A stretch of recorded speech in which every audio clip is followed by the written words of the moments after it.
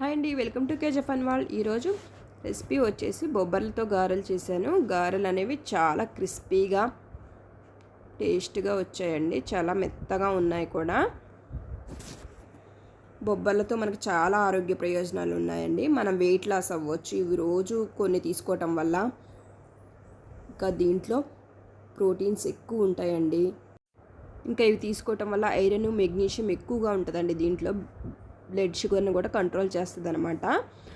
చాలామంది వీటిని డైరెక్ట్గా తినడానికి ఇష్టపడతారు కాబట్టి ఇలా గారెల రూపంలో కానీ తీసుకుంటే టేస్ట్ కూడా చాలా బాగుంటుందండి. తినడానికి కూడా బాగా ఇష్టపడతారనమాట. పిల్లలకు కూడా ఇలా స్నాక్ లాగా చేసి పెట్టవచ్చు. నేను ఒక గిన్నె తీసుకొని ఒక గ్లాస్తో 1.5 గ్లాస్ బొబ్బర్లు తీసుకున్నానండి. ఈ గ్లాస్తో తీసుకున్నాను. బొబ్బర్లు మాత్రం చాలా ఫ్రెష్గా ఉన్నాయండి.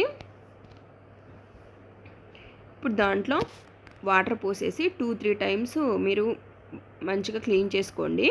ఏమైనా డస్ట్ కానీ ఏమన్నా ఉంటే వెళ్ళిపోతాయి అన్నమాట, క్లీన్ అయిపోతాయండి.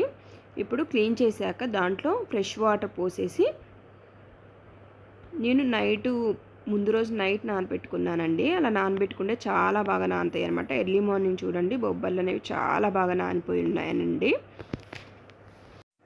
దీనికి కావాల్సినవి రెడీ చేసి పెట్టేసుకున్నాను అనమాట అండి. నేను పచ్చిమిర్చి, అల్లము, ఉల్లిపాయ, జీలకర్ర, కొత్తిమీర రెడీ చేసి పెట్టేసుకున్నానండి. ఇప్పుడు బొబ్బర్లన్నీ మిక్సీ జార్లో వేసుకుంటున్నాను.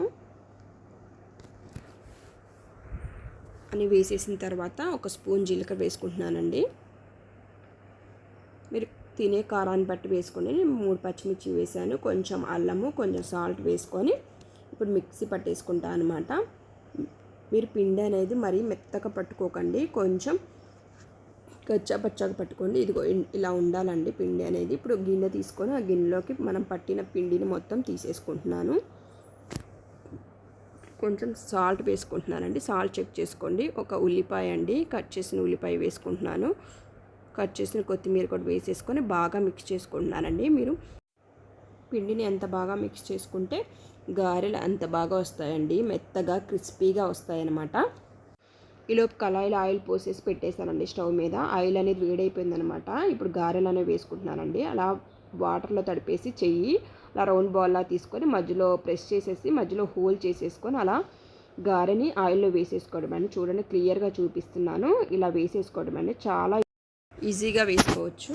మీరు చెయ్యికి వాటర్ చేసుకుంటే పిండి అనేది అంటుకోదనమాట అండి. ఇలా మిగతా గారెలన్నీ వేసుకోవటమే అండి. చాలా బాగా వస్తాయండి గారెలు కూడా. ఇంకా నేను ఏ పిండి మిక్స్ చేసుకోలేదండి, మొత్తం అదే పిండి అనమాట. ఏమి ఇరిగిపోకుండా చాలా బాగా వస్తాయండి గారెలు అనేవి. టేస్ట్ కూడా చాలా బాగుంటాయండి.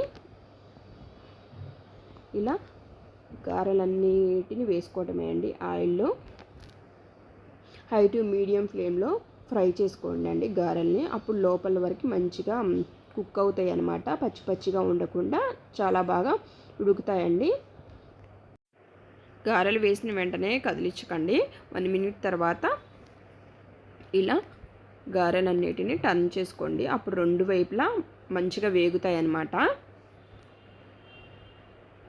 ఇలా గారెలన్నిటిని ఒకదాని తర్వాత ఒకటి తిప్పుకొని ఇలా ఫ్రై చేసుకోవటమే అండి. గోల్డెన్ కలర్ వచ్చే వరకు ఫ్రై చేసుకోవాలన్నమాట. అప్పుడు లోపల వరకు కుక్ అవుతాయండి. మర్చిపోకండి హై ఫ్లేమ్ పెట్టకుండా హై టు మీడియం ఫ్లేమ్కి అడ్జస్ట్ చేసుకుంటూ వేయించుకోవాలండి గారెల్ని. ఈ కలర్ వచ్చేసాక ఇప్పుడు తీసేసుకోవటమే అండి. ఇలా తీసేసి ఒక గిన్నెలో వేసుకోండి. ఇప్పుడు మిగతా గారెలు కూడా వేసేసుకుందామండి. సేమ్ అలాగే వేసేసుకోండి.